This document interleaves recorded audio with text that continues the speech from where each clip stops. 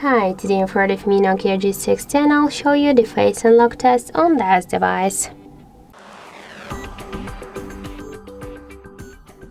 So I just set up my face recognition a couple of minutes ago here, and now I'll make a couple of tries to unlock the device with my face, and we'll see how fast this feature is and does it works. So let's start. 1, 2, 3, 4, 5.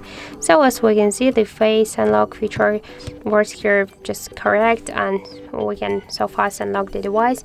This is the good result for the face unlock. I suggest you to try this unlock method, but don't forget that the face unlock is less secure than the just PIN code or passcode unlock methods. So that's it. Thank you for watching, and if you find this video helpful, don't forget to leave a like, comment and to subscribe our channel.